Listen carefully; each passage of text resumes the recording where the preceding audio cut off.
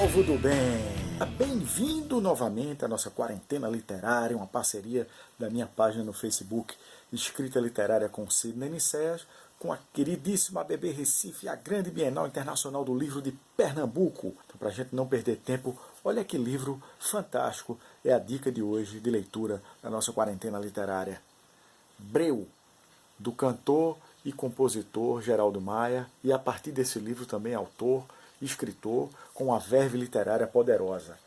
Breu é simplesmente uma porrada. É uma confissão de um adulto, um homem já de meia idade, não somente sobre si, mas sobre como a sociedade trata uma criança de 5 anos de idade que perde a mãe e que a partir dali vai se descobrindo cada vez mais homossexual, e como é difícil lidar com a homossexualidade quando o outro não entende ou não quer entender, quando a cultura é contrária, quando todos os breus se apresentam de maneira contundente para revelar todos esses escuros que habitam a alma humana. É um livro que tem uma pegada bem interessante. Eu vou ler um trecho conforme a nossa já tradição e a gente faz um comentáriozinho na sequência. Vamos lá?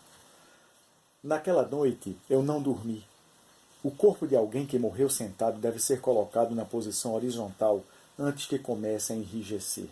Suponho ter sido essa a razão por que colocaram minha mãe sobre uma velha cama de campanha que ficava guardada em um dos quartos externos da casa.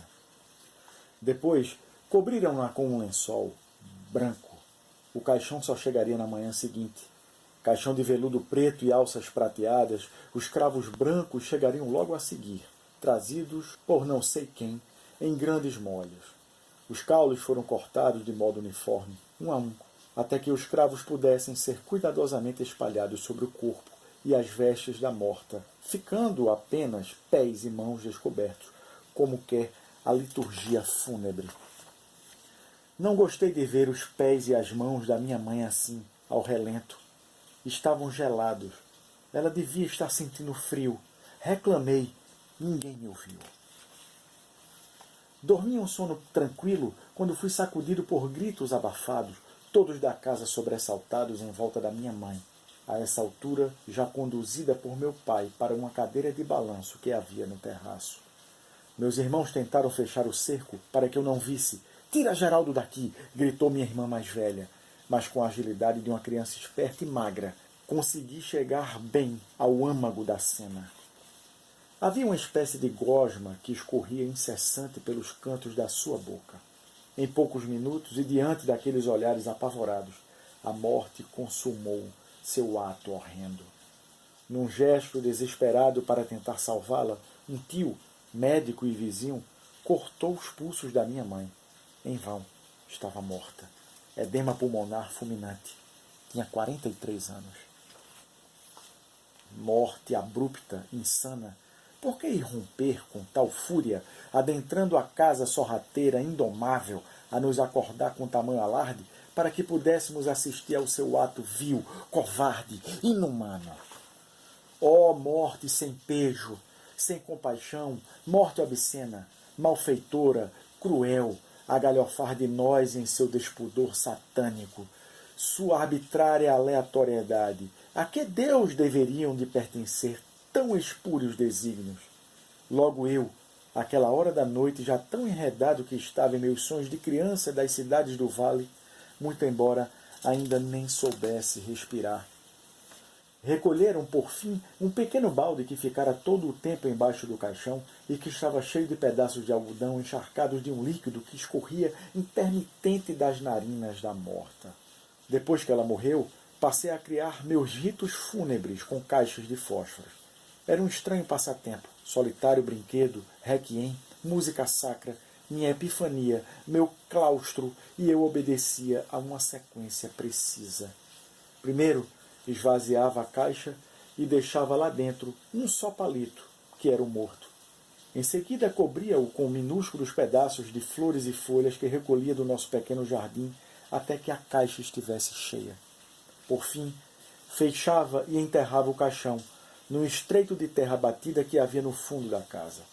Gostava de remover a terra depois de alguns dias, só para ver em que estado de decomposição se encontrava o defunto. é uma porrada ou não é.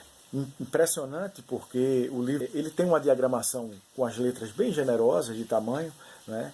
E eu devorei essa obra assim, muito rápido e fiquei muito impactado com a maneira como ele trata a linguagem. A gente percebe aqui um certo lirismo nessa prosa, e é uma mistura de prosa e poesia, porque não só porque ela foi escrita em versos, né? Mas porque há momentos em que a gente sente um tom mais prosaico, como esse aqui.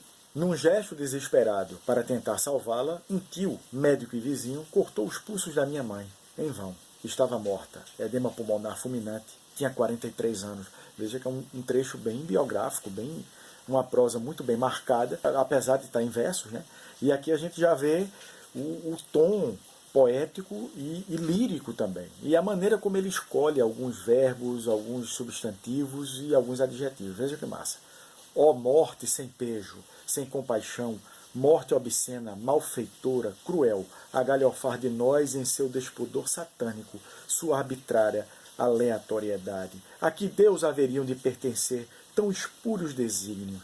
Então está aqui, ó morte sem pejo, sem obstáculo nenhum, piedosa, um substantivo poderoso aqui, né? Aí vem os adjetivos: morta, obscena, malfeitora, cruel, a galhofar de nós em seu despudor satânico.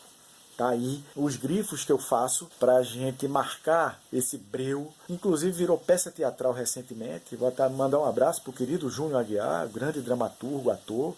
Um projeto dele também, com um grupo. Então fica aí a dica, breu do querido Geraldo Maia. Para não perder o costume, tá aqui, ó, lá a página no Facebook, Escrita Literária com Sidney Nicéas, ABB Recife, que é @ABB Recife, e Bienal Internacional do Livro de Pernambuco, @BienalPE. Segue essa galera aí, vou anunciando para vocês. Em breve a gente vai fazer uma promoção de sorteio de livros para quem acompanha a nossa quarentena literária, usando esses parceiros maravilhosos, beleza?